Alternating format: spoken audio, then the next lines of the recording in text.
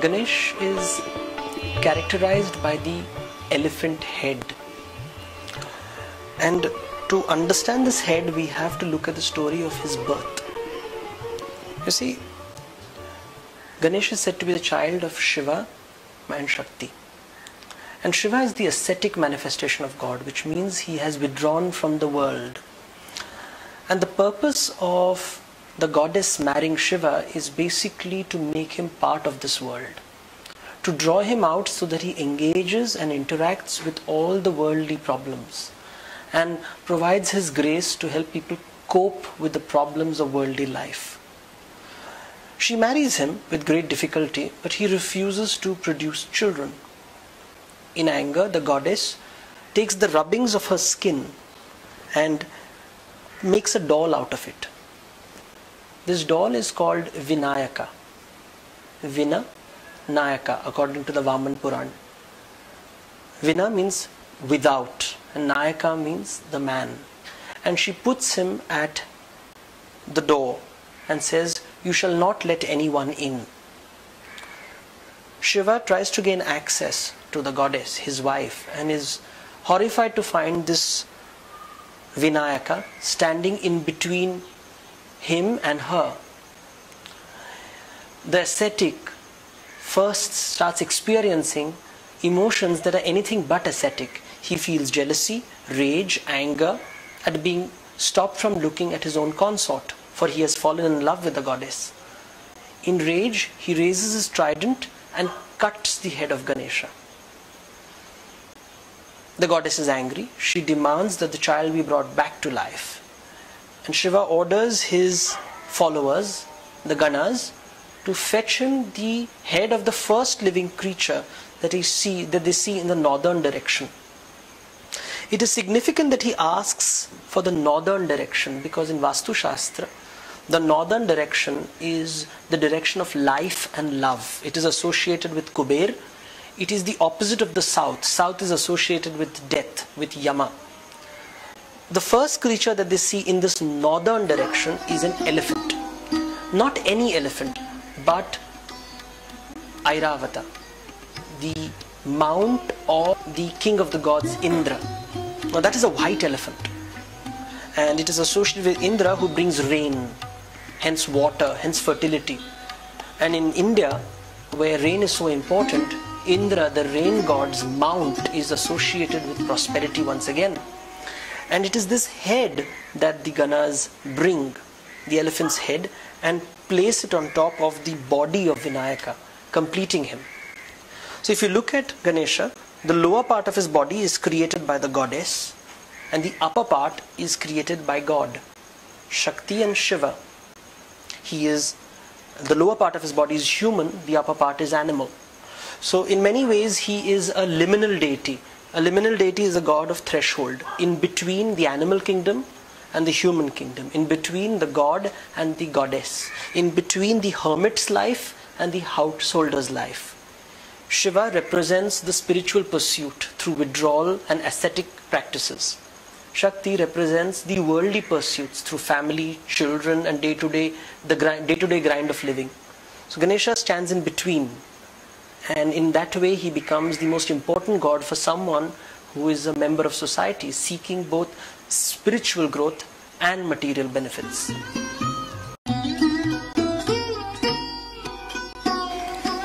Of all the animals in the world, why is Ganesha associated with a rat? Is it because he is the god who removes obstacles? Think about the rat. It is the one thing you don't want in your life. A problem that you cannot solve. You want to be rid of it, but it cannot. It escapes you. It hides in places that you can't even imagine. It burrows its way into your life in a way that is unfathomable.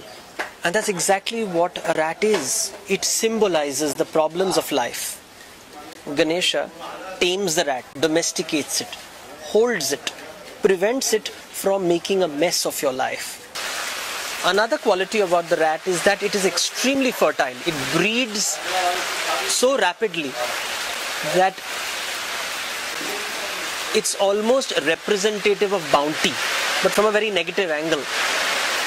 And Ganesha is always associated with things that breed rapidly.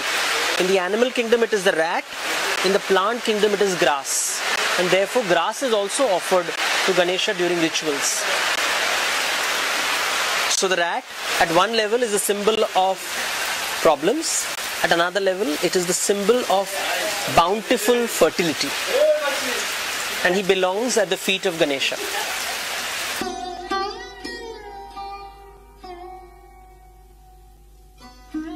Let's look at the stomach. Ganpati is called Lambodara, someone with a pot belly. In today's times where you must have a washboard abdomen, it looks very strange that everybody wants to worship a god who is renowned as someone with a huge pot belly. Traditionally in India, a man with a pot belly was considered a prosperous man. In fact, the god associated with treasures is Kuber, a yaksh. And a yaksh is typically associated with someone with a huge stomach. And that huge stomach in many ways represents his wealth. All the wealth that he has contained within himself. And it is not here, not in this image, but typically Ganesha will have around his stomach a serpent. And the peculiar trait of a serpent is that it molts. And at regular intervals it sheds its skin and new skin comes around it. In other words, the serpent is the symbol of renewal. And when you have the symbol of renewal around the pot belly, which is the symbol of wealth and treasures, you're effectively saying, or this god is representing in his form, wealth which is abundant and renews itself constantly. So every year the wealth keeps coming again and again and again. A Ganesha is associated with a pair of tusks. One of the tusks is always broken. The story goes that this tusk, according to one story, he hurled it at the moon in rage because the moon laughed at him. One day the moon looked down earth and found Ganesha, this large, gigantic, pot-bellied god, riding his little rat. And he wobbled his way through the forests and fell down. And this was such a funny sight that the moon burst out laughing. And in anger, we are told that Ganesha broke his tusk and hurled it at the moon, causing it to start waning. And one of the rituals that is followed during the festival of Ganesha is that you are not supposed to look at the moon during his worship. Another story goes that he used this broken tusk as his pen to write the Mahabharata. Ganesha is a scribe of the gods. He is said to have written down the scriptures narrated by Vyasa. Vyasa is not just the compiler of the Vedic scriptures, but also the author of the Mahabharata. And Ganesha wrote it down with this broken tusk. Tusks are arrogant symbols of masculine power in the elephant kingdom. In many ways, this wild, arrogant power has been tamed by breaking one of them. And this makes Ganesha not a ferocious, fearsome god, but a gentle, lovable god associated with the household life. Ganesha is associated with the modaka. Now, a modaka is prepared in a very interesting way. It is a container of a mixture of sweets wrapped in dough which has been steamed. If you look at it very carefully, it looks like a money bag. Sweets symbolize happiness. You give sweets, you distribute sweets whenever something wonderful happens in your life. Your son has done well in his exams, or your daughter has passed out from college, or there's a wedding in the family. Whenever you want to share a good news, you have sweets. And a modaka is basically a container of sweets. And that is what Ganesha is dear to Ganesha. The remover of obstacles is also the bringer of happiness.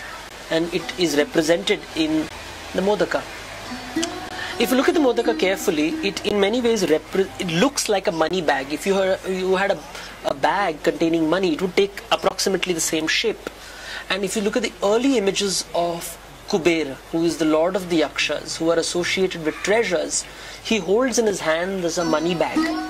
So some scholars believe that the origin of the modaka is from the money bags held by the Yakshas, guardians of treasures. And Ganesha is often associated with Yakshas. He is Ganapati, that is Lord of the Yakshas. If you look at Hinduism, it can be divided into three broad groups: the worship of Shiva, the ascetic; the worship of Vishnu, the worldly god; and the worship of Shakti, the mother goddess. Where does Ganesha fit in these three? While he is seen as the son of Shiva, he is more closely associated with his mother. And we know that because if you look carefully, he's always associated with the shoe flower, the hibiscus, known as Jabakusum. And this flower is offered to the mother goddess. He is the only male god who is very specifically offered this flower, which has a lot of medicinal properties. At the feet you can see the conch shells. Now unconsciously the artist, as they have for hundreds of years, brought in the symbols of the mother goddess along with Ganesha. Typically conch shells are associated with water and hence with the goddess. And once again we find this close association of Ganesha with water symbols. Like his pot belly, the conch shell makes up the mother goddess imagery. A Ganesha whose trunk is turned to the right side is worship, requires, they say, a very difficult form of worship because it is a tantric deity. It is associated with the Muladhara chakra, which is the first chakra which has to be awakened for a tantric practitioner. Now, ritually speaking, one could say that a left-sided Ganesha is for the common man, while for the right side, the Ganpati with whose trunk is on the right side is associated with practitioners of ritualistic practices such as the Siddhas, the Nathas, and this whole tradition is to be kept, it has to be kept outside the house, not inside. People aren't sure whether Ganesha has a wife or he does not have a wife. In India, a deity has to be married, must have a consort if he has to be part of the household traditions. If he is not married, he is part of the ascetic traditions. Ganesha, since he is worshipped in the house, is preferably married. Now, in South India, he is considered to be a bachelor god, a Brahmin, an ascetic, a scribe. In Maharashtra, for example, he is supposed to have two wives, Riddhi and Siddhi. And if you look at the words Riddhi, Riddhi is associated with material abundance. Siddhi is associated with intellectual growth. So, Ganesha's association with Riddhi and Siddhi in many ways explains why even today in a modern shrine, Ganesha is associated with both Lakshmi and Saraswati. Lakshmi represents wealth, Saraswati is associated with wisdom. Ganesha has two sons, Shubha, Labha. They are rarely represented, it's just written next to his name. Shubha means auspiciousness and Labha means profit. Once again, when Ganesha, who is the god of threshold, ensures that there is no obstacle in your life is filled with auspiciousness and profit. His daughter is said to be Santoshi, the goddess of satisfaction. All these things perhaps are metaphors trying to associate Ganesh with all the things that a worldly man aspires for. The worship of Ganesha typically takes place towards the end of the monsoons, marking just before the harvest festival. This makes him a god of the householders. He's associated with all things that are required to make a normal household prosperous. In certain parts of India, of course, he is not married. He is a bachelor. He's a Brahmin. He's the archetypal Brahmin who is a scribe. His head is associated with intelligence, this vast memory of the elephant. And like a Brahmin, he has a pot belly, loves eating. he's supposed to be celibate. And the story goes that one day his brother and he participated in a competition.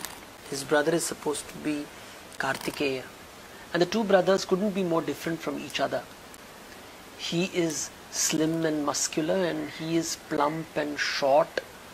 He is associated with war. While Ganesha is associated with more the intellectual pursuits. One could say that Ganesha is brain, while his brother Kartikeya is brawn. And the two brothers once were competing with each other. Shiva said that he would give a mango to the one who went round the world 3 times. Kartikeya jumped on his peacock and went around the world in his peacock 3 times. Ganesha, however, just went round his parents 3 times. His argument was, and Ganesha's argument was, that my parents are my world. One could see this as a difference in approach to what is the world. For Kartikeya, the objective world. The objective world is the true world, while for Ganesha, the subjective world of thoughts and feelings and his personal space is the real world. One can argue who is the real winner, but according to the Indian scriptures or the Hindu scriptures, it is Ganesha who wins, because the Hindu scriptures give more value to the subjective world, to the personal world. It is this world that we do not want obstacles in. It is in this world that we want auspiciousness in, profit in,